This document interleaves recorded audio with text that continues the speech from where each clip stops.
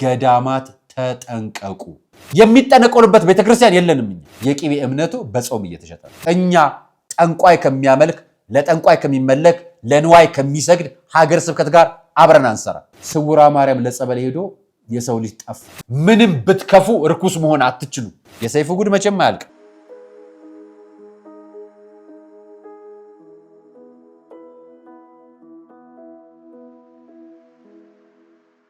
ሰላም ጤና ይስጥልኝ ውድ የቃል ቀርኒ ሚዲያ ቤተሰቦቻችን እንደምን አላችሁ? በያላችሁበት ሰዓት አቆጣጠር እንዳላችሁበት ሁኔታ ሰላማችሁ በዝት ይበል ማለት ፈልጋለሁ። ወንድም እህቶቼ፣ ታላቅ ታናሾቼ እንደየእድሜያችሁና እንደየክብራችሁ መጠን ሰላማችሁ ይብዛ። ታመው የተኙ በሆስፒታል ያሉ በጸበል ስፍራ የሚገኙ በችግርና በመከራ ውስጥ የሚገኙ ወገኖቻችን በሙሉ እግዚአብሔር ያስብልን፣ ከክፉ ነገር በሙሉ ይጠብቅልን። ዛሬ መረጃዎች ይዤላችኋለሁ። ለእናንተ ያለልኳቸውን መረጃዎች ነው ይዤላችሁ መጣው። የመጀመሪያ የሚወስዳችሁ በኢትዮጵያ ተአምር ተሰራ የሚያሳየኝን አንድ መረጃ ይዤላችሁ መጥቻለሁ። ሌላኛው ደግሞ ወደ ስውሯ ማርያም ወስዳችኋለሁ። አያይዤ የማቀርብላችሁ መረጃ አለ። የቄስ ልጅ ነኝ የሚሉ የሚኩራሩ ሞዴሎችንም ጭምር ይዤላችሁ መጥቻለሁ። አደገኛውን ነገር ደግሞ ወስዳችኋለሁ። ሌላኛው አደገኛው ነገር ወስዳችሁ ገዳማት ተጠንቀቁ። ገዳማቶቻችን አሁን ነው ተጠንቀቁ መባል የሚገባው። ራሳችሁን ከተኩላዎች እንድጠብቁ መረጃ ይዤላችኋለሁ። እዩ ጩፋ ምን ገጠመው? አነጋጋሪ የሆነ ጉዳይ ነው አይደል? እሱን ጨምሮ ደግሞ በተለይ ከሰሞኑን የተለያዩ የእምነት ተቋማትን የአዲስ አበባ ከተማ ከንቲባ ጽሕፈት ቤት ወይ ደግሞ ከንቲባ ወይዘሮ አዳነች አቤቤ የተለያዩ አመራሮችን እያናገሩ ይገኛሉ። እሳቸውንም በተመለከተ አንድ ደግሞ ቀንጨብ ያለች መረጃ ለእናንተ ማድረስላችሁ ይሆናል። አብራችሁን ስትቆዩ ሁሉንም ትሰሙታላችሁ። አርአያ መካሻ ነኝ። ይህ የቃል ቀርኒ ሚዲያ ነው። ሰብስክራይብ፣ ላይክ እና ሼር እንድትዳርጉኝ ጋብዛችኋለሁ። ከመሸጋገሪያ በኋላ ወደ ፕሮግራማችን እንገባለን።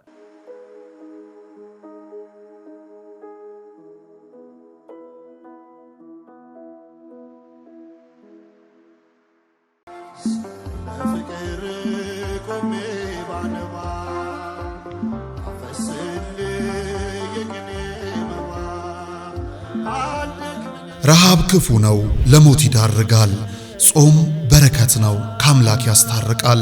ከሰው ያልተጣሉ ለአምላክ እቅፍ የቀረቡ ዓለምን ላይ መለሱባት ወስነው ለቆረቡ መነኮሳት ግን ቀኑን ሙሉ ጾመው መፍቻ ሌሊቱን አድረው እንደገና ውለው ማደፊያ ሊያጡ አይገባምና መነኮሳቱን አንዘንጋ። የሙት አንሳ ማር ቅዱስ ሚካኤል አንድነት ገዳም እናቶችን ከችግራቸው አሳርፈናል። አባቶቻችንን ደግሞ የበዓት ጦት ፈትኖብናል። ጾሙን ለበረከት ዘመኑን ለምህረት ያደርግልን ዘንድ ከኛ የበረቱት በጸሎት ያስቡን፣ አሜን። የሙት አንሳ ማር ቅዱስ ሚካኤል አንድነት ገዳም መነኮሳትን በዓት በአንድነት እንገንባ።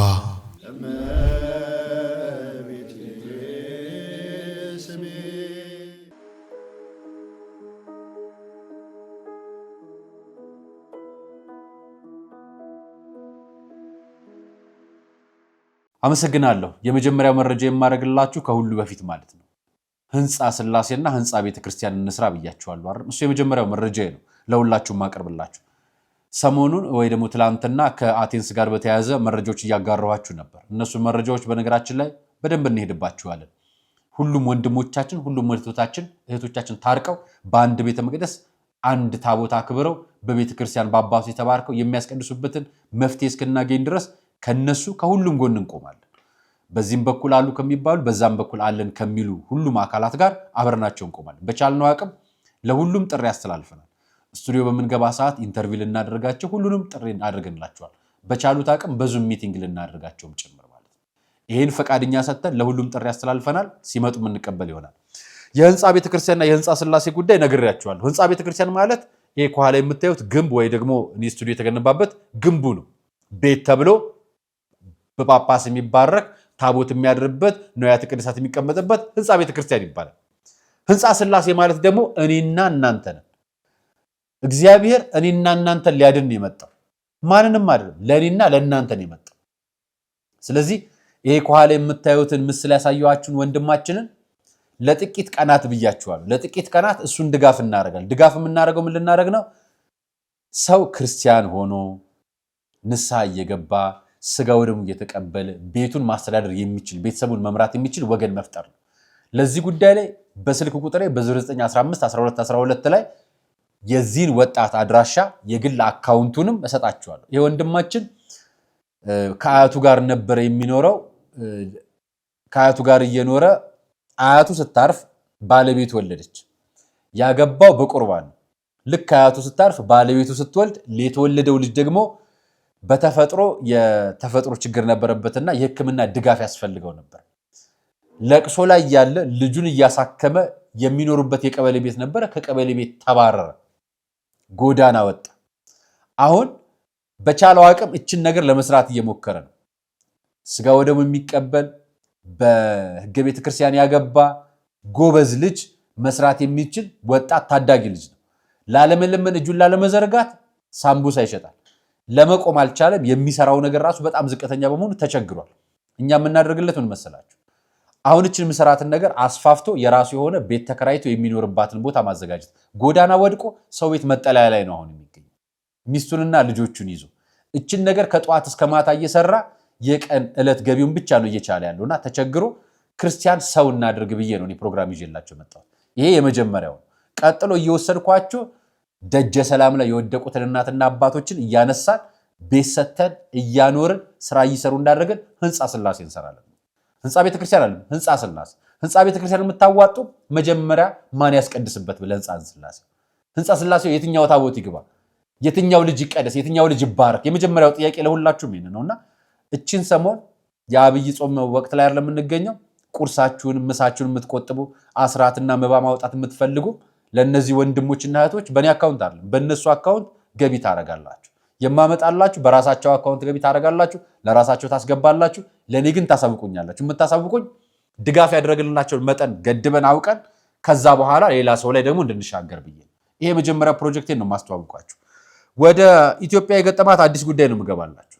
የጎንደርን ጉዳይ ከነገ ጀምሮ ይዤላችሁ መጥቻለሁ። 46 ሰዎች ወጣቶች ወይ ደግሞ ታዳጊ ህፃናት 3 ዓመት ሙሉ ክርስቲያን ያልተነሱት እንዲነሱ አድርገናል። መረጃው በማስረጃ ካላመጣው አልቀርብላችሁም ብያችሁ ነበር። ነገ በማስረጃ ይዤላችሁ እመጣለሁ። ቅዳሜና እሑድ ቤት ተቀምጣችሁ እናንተም ያችን ቤተክርስቲያን ያንን ምዕመን የማገዝ ኃላፊነት በጋራ እንወጣለን። እንደሱ የምናደርግ ይሆናል፣ አብረን የምናይ ይሆናል። ስለዚህ የዛሬውን ፕሮግራሞችን ልጀምርላችሁ። ይሄ የምታዩት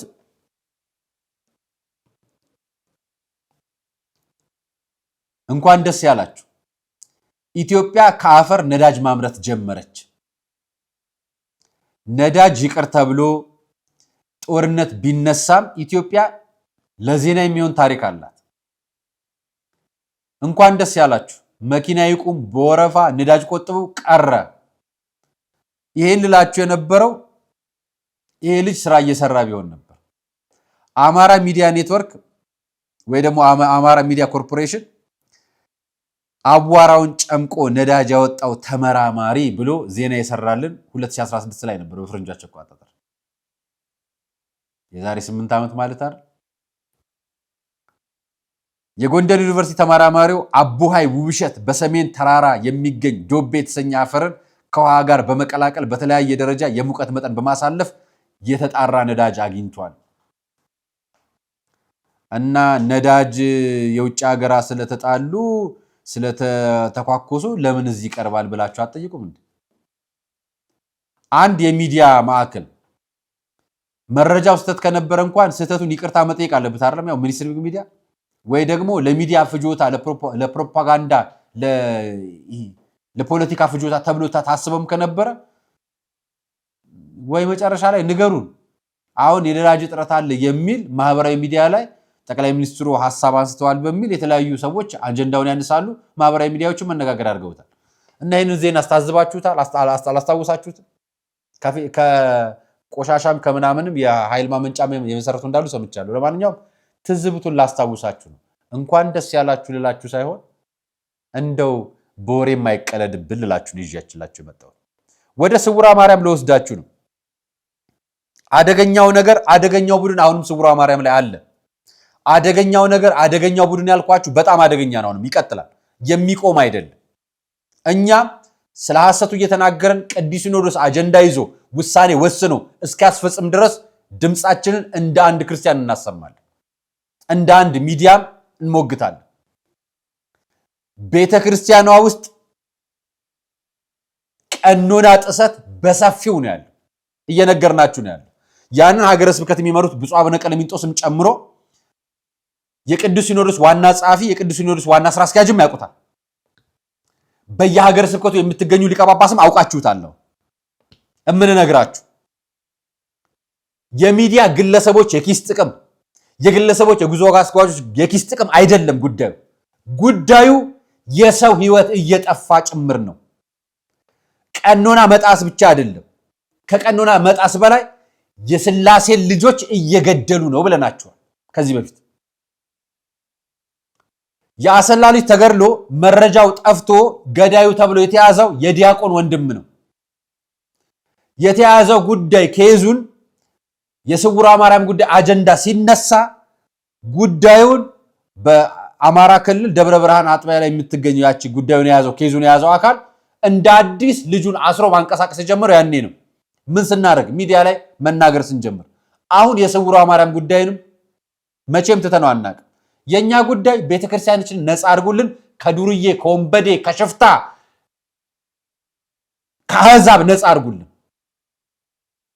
የሚጠነቀሉበት ቤተክርስቲያን የለንም እኛ። አሁን በቀጣይ ጠንቋይ እንደምታስገቡ እያመንን ነው።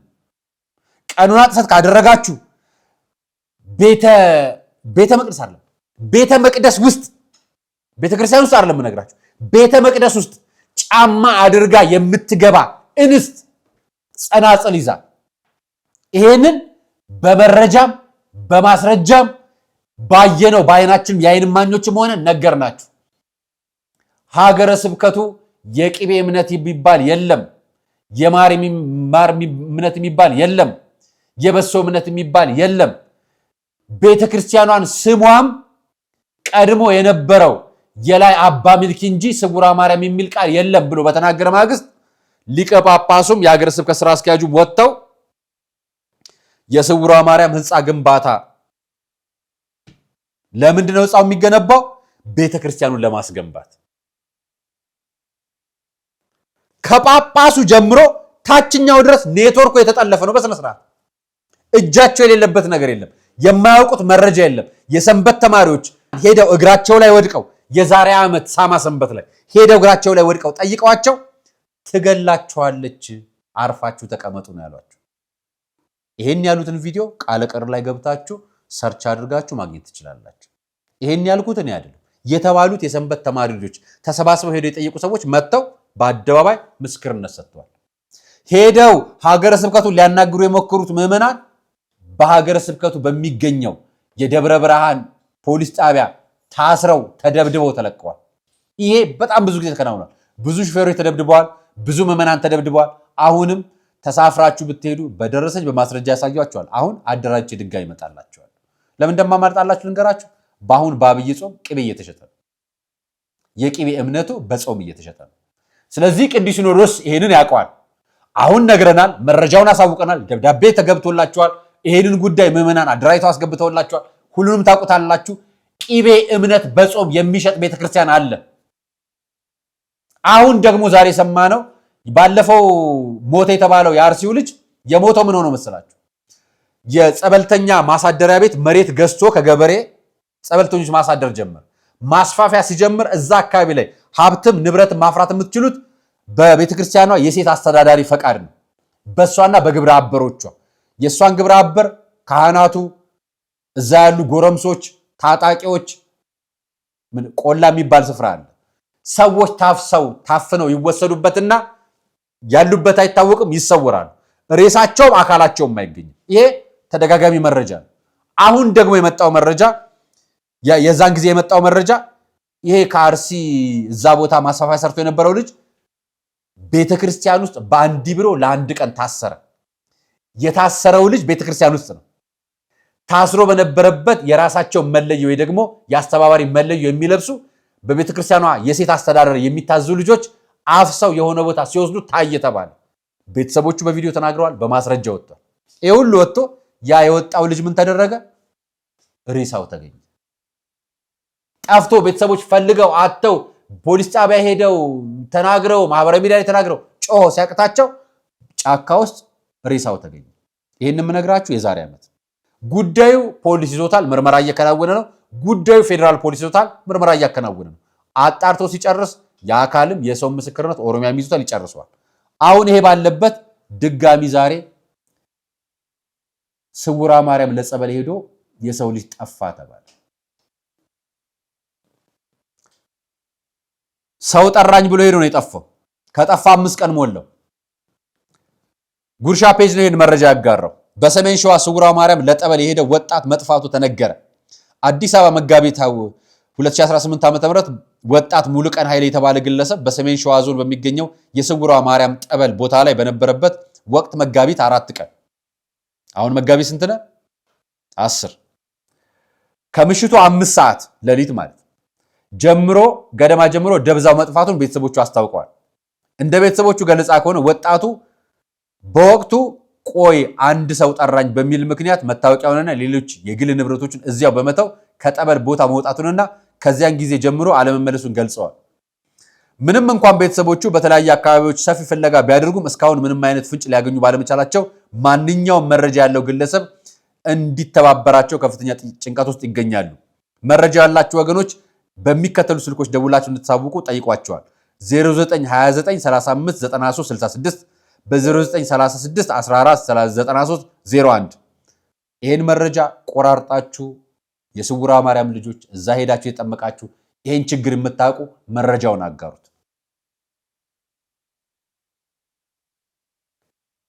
ቋሚ ሲኖዶስ በዚህ ጉዳይ ምላሽ እንዲሰጠን እንፈልጋለን። በነገራችን ላይ ሀገረ ስብከት ሊቀ ጳጳሱም ሀገረ ስብከቱም አንጠይቅም ከዚህ በኋላ። ምክንያቱም ሀገረ ስብከቱ ወንበዴ እንዳለ የነገረን ራሱ ነው። ሽፍታ እንዳለ የነገረን ራሱ ነው። ነፍሰ ገዳዮች እንዳለ የነገረን ራሱ ነው። ሀገረ ስብከቱ ነው የነገረን። በነገራችን ሀገረ ስብከቱ በአጋጣሚ ሽማግሌዎች ልኮብናል እኛ ሚዲያ ላይ። ሀገረ ስብከቱን ነው የምነግራችሁ።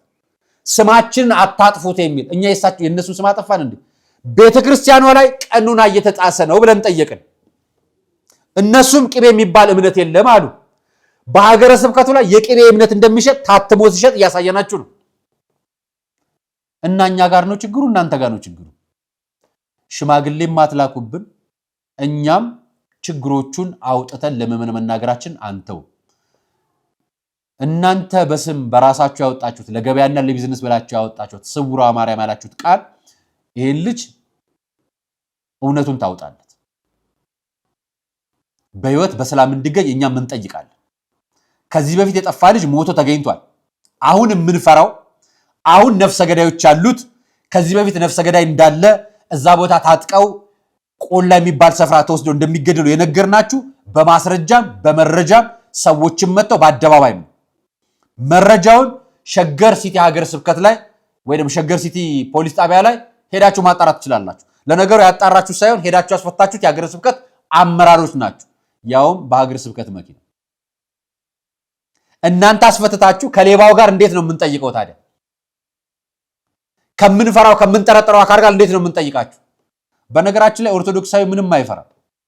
የምንነግራችሁ ገዳይ ነው ብለን ከምንጠራጥረው እንዲህ ብለን ከምንሰጋው አካል ጋር እንዴት ከእናንተ ጋር ቆመን ቤተክርስቲያኗን እናንጻት? እንዴት እናንተ ተጠርጣሪውን እያስፈታችሁ ለተጠርጣሪ ዘብ ቆማችሁ የቤተክርስቲያን ዲያቆን ነፍሰ ገዳይ እንደሆነ በማስረጃ በመረጃ ተረጋግጦ እናንተ ሀገረ ስብከት ዲያቆኑ እየሰራ እየመረጠ እያስገደለ ነው ብለን እንድናምን ነው ወይንስ ምን እንድታረጉ ነው? አሁን ከእናንተ ጋር የምንሰራው መልእክታችሁንም ጥሪያችሁንም ሽምግልናችሁንም እዛው ያዙት። እኛ ጠንቋይ ከሚያመልክ ለጠንቋይ ከሚመለክ ለንዋይ ከሚሰግድ ሀገረ ስብከት ጋር አብረን አንሰራ። በአደባባይ ነው የምንነግራችሁ።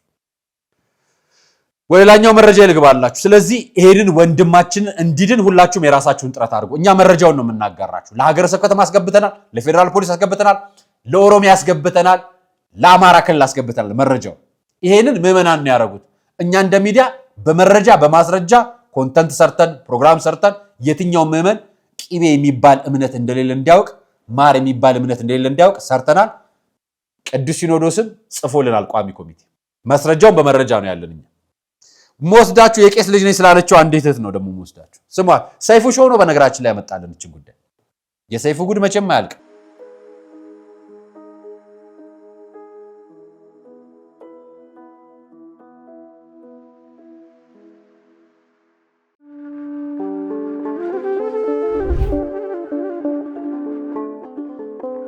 በዘመን ብዛት እርጅና ተጫጭኖት በሰው ማጣት መቅደሱ ለፈረሰው ጣጃ አቦአቡ የገብረ መንፈስ ቅዱስ ማን ነው ቀድሞ የሚደርሰው? ምድሩ ለምለም ሀገሩ የጀግና ጦርነት ፈተነው እንጂ የማያውቅ ልመና። ዛሬ ግን አዛውንቶቹ ጉልበት ከርቷቸው ወጣቶቹ ግራ ገብቷቸው የአቡዬ ቤተ መቅደስ ሊፈርስ ተቃርቧልና ስለ አቡዬ ብላችሁ የጻድቁን ቤተ መቅደስ እንገንባ።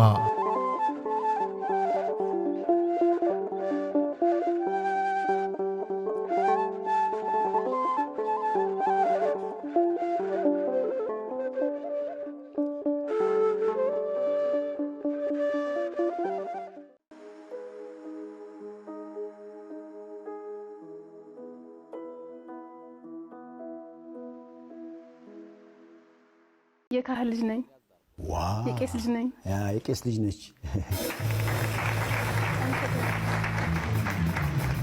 የቄስ ልጅ መሆን ምን አይነት ስሜት ይሰጣል? በቃ በየትኛውም አጋጣሚ ፈሪሃ እግዚአብሔርን ለሰከንድም ዓለምን ብዙር አልረሳም። ምንም አይነት ተአምር ቢፈጠር ከፈጣሪ የሚያርቀኝ ነገር በፍጹም ይቀራል እንጂ አላረግም። የመጡም አሉ በስራ የገጠሙኝ ፈተናዎች። ለምሳሌ በሞዴሊንግ መንገር ይኖርብኝ አይኖርብኝ አላውቅም። ችግር የለውም ንገሪ። ለምሳሌ do you remember ኦሎምፒክ የነበረ ጊዜ? የትኛው ኦሎምፒክ? ፈረንሳይ ላይ። አዎ ፓሪስ። የዛን ዓመት ከሱ ትንሽ ወር በፊት የሆነ ፎቶሹት ካምፓኝ እንትን ተልኮልኝ ነበረ ስቶሪ ቦርድ። እሺ ሹት ማድረገው ታምናለህ? ላሳይላችሁ ነበር ፒዲኤፍ ላይ ኢንስፓይሬሽናቸው የደቀ መዛሙርቱ ራስ ነበር። የደቀ መዛሙርቱ ራት ነበረ ኢንስፓይሬሽናቸው። እሱ ተቀይረው በጣም ኮስቹም አልብሰውን አስፈሪ ነገር ሆነን ወንዶች ሞዴሎች ሴቶች ሞዴሎች ተቀላቅለን ያን ጊዜ ትዝ አለኝ። የሚያስፈራ ነበር። እሱ እንግዲህ ይሄ ፕሮጀክቱ የመጣ ከኦሎምፒኩ ትንሽ ወር በፊት ነው። አይምሪ ክሊክ አድርጎ ያስታወሰው እሱን ሳየው ነው። ሶ አሁን እሺ ሄድኩ ብሩ አሳስቶኝ ሰራውና መጣው ልበል ተመልሼ እንጃ ቤተሰብ አለኝ ሀገር አለኝ ብዬ መምጣት አልችልም። አንደኛን ካመለጥኳችሁ ነው እንጂ ሰርቼ መምጣት አልችልም። ከሁሉም በላይ ደግሞ ውስጥሽ ያለው ስገ ልቦናስ የሚባለው ነገር ፈሪሃ እግዚአብሔር ፈሪሃ እግዚአብሔር በቃ እግዚአብሔር የባረከልኝ ነገር አሁን ለምሳሌ ጉልበቴን ከባረከልኝ ብርታት ኮነኝ እግዚአብሔር ሁሉም ነገር ይመጣል። እሱ ካገዘኝ ኤቭሪቲንግ ይሳካል። ግን ሰርቼ ማለፍ ማልፈልገው ብዙ መጥፎ ታሪኮች አሉ ለገንዘብ ብዬ ብሩ ያልቃል። ታሪኩ ግን ታሪኩ ነው ተቀምጧል ኦሬዲ። ስለዚህ ብሩን ነገ ተነገ ወዲያ ያመጣዋለሁ። ታሪኬን ደግሞ ማበላሽት አልፈልግም። ሌጋሲ ጥዬ ማለፍ አሁን ለቤተሰቤ ኩራት፣ ወደፊት ደግሞ ለልጆቼ ጥሩ ሌጋሲ ማስቀመጥ ነው የምፈልገው። ቅድም ያልሽው አሁን ገባኝ። ላይሽም ውስጥሽም ነው የሚያምረው። በቃ በእውነት እንደዚች አይነት ልጅ ትሆናላችሁ እናንተ ኢትዮጵያ ያላችሁ ሞዴሎች። እንደ ቄሷ ልጅ መሆን ትችሉበታላችሁ። የሐሙሱን ራት 12ቱን ሐዋርያት መስላችሁ ወንድና ሴት ሆናችሁ እንደ ሰይጣን ለብሳችሁ እንደ ሰይጣን ተንጨባራችሁ ተኳኩላችሁ ተጋጊጣችሁ ምንዝር ነገር ሆናችሁ ራሳችሁን ገላልጣችሁ ጡታችሁ ዳላችሁ ወገባችሁ ምናችሁ እየታየ ፎቶ ተነስታችሁ በቢሊየን በሚሊየን ብር ይሰጣችሁ ብትባሉ እምቢ የምትሉ አላችሁ? እውነት የማይደረግ ይመስላችኋል? በራሷ አንደበት ነው የመሰከረችው። የቄሷ ልጅ የቄስ ልጅ የሆነችው እሷ ሴቷ ለሚሊየን ብር ገላዋን ፎቶዋን አደባባያን አምላኳን መሸጥ ትችላለች ሴት። አያችሁ፣ ስነ ምግባር ያለው አባት ስብዕና ያለው ኢትዮጵያ ያሳድጋችሁ። ምንም ብትሰለጥኑ መሰይጠን አትችሉ። ምንም ብትከፉ ርኩስ መሆን አትችሉ። ለዚህ ነው ተመለሱ የምንለው። ለዚህ ነው ቅቤ አትሽጡ የምንለው። ባፋችሁ ሌላ ተግባራችሁ ሌላ እየሆነብን ይሄን ነው የምንናገረው።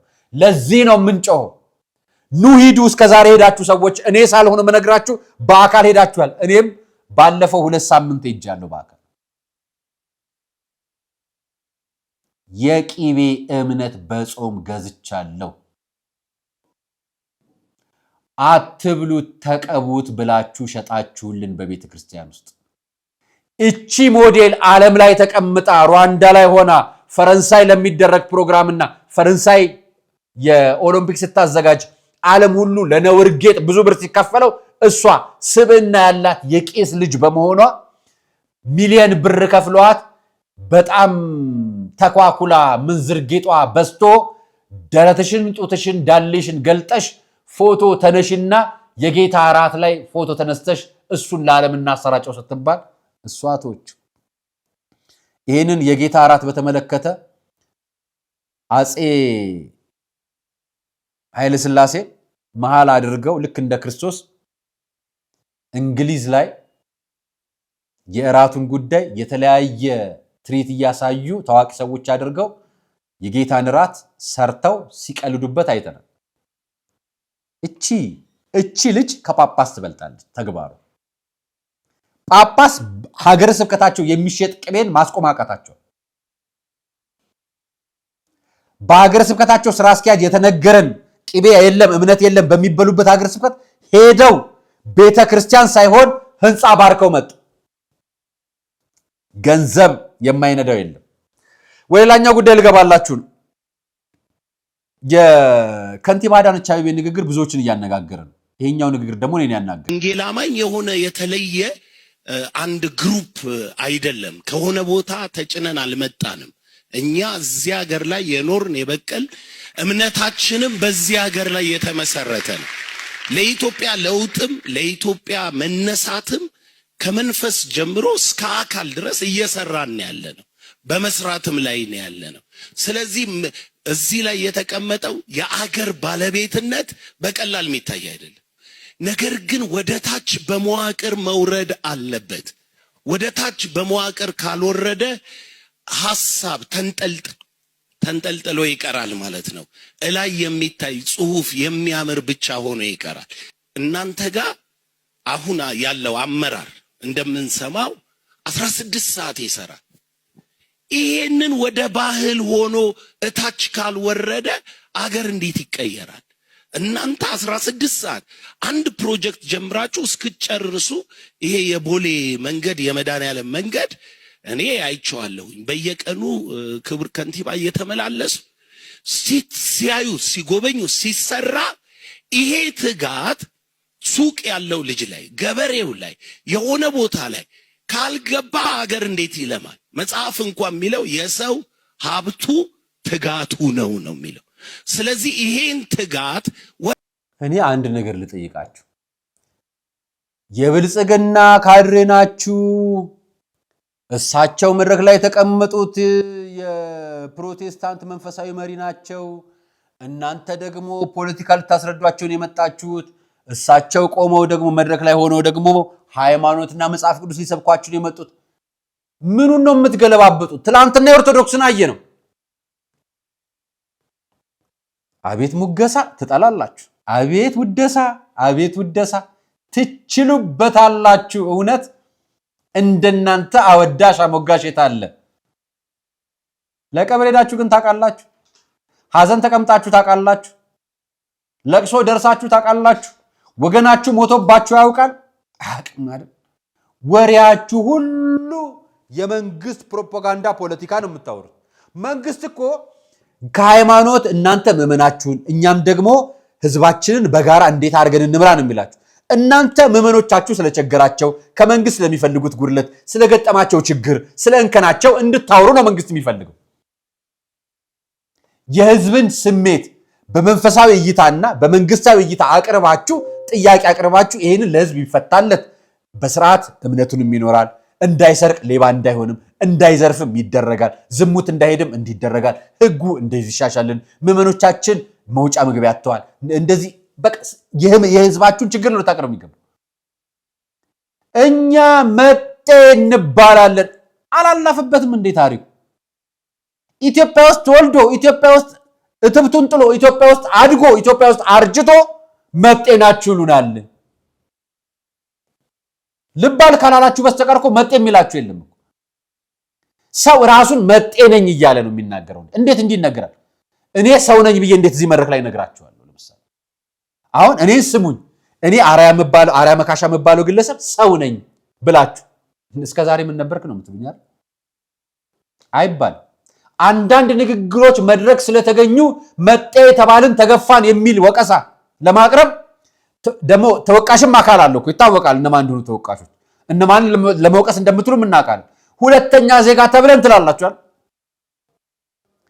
በገዝ እኔ አብሮኝ ያደገ አብሮኝ የተወለደ አያቱም እናቱም አባቱም ምናምን ፕሮቴስታንት የሆነ ሰው አብሮኛል መጤ ነኝ ብሎኝ አያውቅም።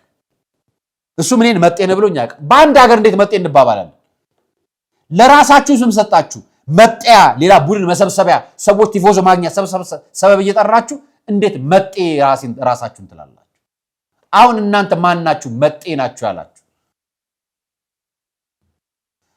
ክብርት ከንቲባ ፖለቲካ ሊሰብኳችሁ እናንተ በፖለቲካ መድረክ ለህዝቡ እንዴት እንደተጠቀሙ ሊነግሯችሁ ጎደሎም ደግሞ እንድታስተካክሉ ሊነግሯችሁ መጡ። ለእናንተ ጥያቄ ያላችሁ በነገራችን ከንቲባ እናንተም ደግሞ የህዝቡን የምትመሩት ህዝብ መንፈሳዊ እሴቱ ምንድነው? እንደገና ከእምነቱና ከመንግስት ጋር አንፃር መንግስት ሊያደርግለት የሚገባው ይሄ ነገር አለ፣ ይሄ ጎርሎታል፣ ሰላም አጥቷል፣ እንዲቸግሩታል፣ እኛ እንዲላደርግ እንችላለን፣ እናንተ ደግሞ እንዲያደርጉ ከእናንተ ይሄን እንጠብቃለን። ይሄ እናንተ ጥያቄ ነው። አጠይቁ። ማይክ ይዛችሁ ማወድስ፣ ማይክ ይዛችሁ ማወድስ፣ ማይክ ይዛችሁ ማወድስ። በእርግጠኝነት ሁሉም ይታዘቡናል። ለማንኛውም ይሄን ልለፈውና ወደ አርባ ምንጭ ልሄድ ነው። ወደ ዝጊቲ አቦ አደገኛውን ነገር ልነግራችሁ ነው። የገዳም አባቶች ተጠንቀቁ ብያለሁ። የገዳም አባቶች ተጠንቀቁ ያሉት ከእንደዚህ ያለ ተኩላ ያወራ ምንድነው አውሬ ከሆኑ ተኩላዎች። ዲያቆን አቤል ወላይታ ሶዶ አካባቢ ላይ ገዳማት ላይ ታየ በማለት ብዙ ሰዎች ብዙ ሲንጫጩ አይቻለውና አሁን ደግሞ በወላይታ አርገን ወደ አርባ ምንጭ ዝጊቲ አቦ አብረን እንጓዛለን። እንግዲህ ከኔ ጋር ቆዩ። ወላይታ ሶዶ ስደርስ ቪዲዮ ሰራላችኋለሁ። ከኔ ጋር አብራችሁ ተጓዙ። ወዳችኋለሁ።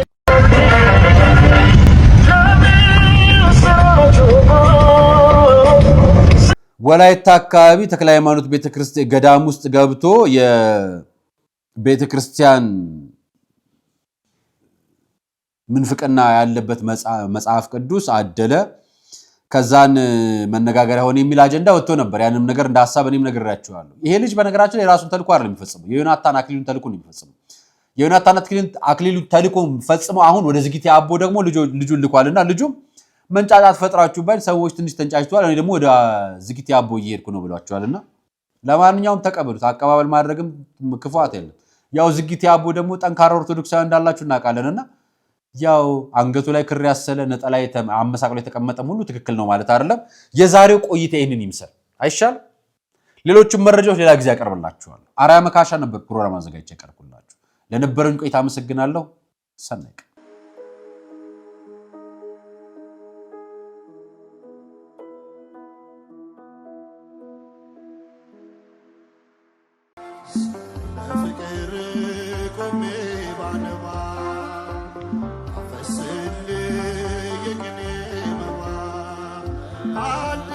ረሃብ ክፉ ነው፣ ለሞት ይዳርጋል። ጾም በረከት ነው፣ ከአምላክ ያስታርቃል። ከሰው ያልተጣሉ ለአምላክ እቅፍ የቀረቡ ዓለምን ላይ መለሱባት ወስነው ለቆረቡ መነኮሳት ግን ቀኑን ሙሉ ጾመው መፍቻ ሌሊቱን አድረው እንደገና ውለው ማደፊያ ሊያጡ አይገባምና መነኮሳቱን አንዘንጋ። የሙታንሳ ማር ቅዱስ ሚካኤል አንድነት ገዳም እናቶችን ከችግራቸው አሳርፈናል። አባቶቻችንን ደግሞ የበዓት ጦት ፈትኖብናል። ጾሙን ለበረከት ዘመኑን ለምህረት ያደርግልን ዘንድ ከኛ የበረቱት በጸሎት ያስቡን። አሜን። የሙታንሳ ማር ቅዱስ ሚካኤል አንድነት ገዳም መነኮሳትን በዓት በአንድነት እንገንባ።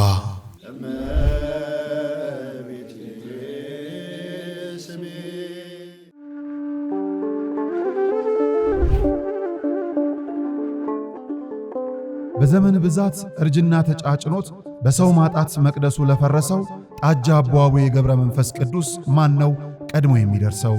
ምድሩ ለምለም ሀገሩ የጀግና ጦርነት ፈተነው እንጂ የማያውቅ ልመና።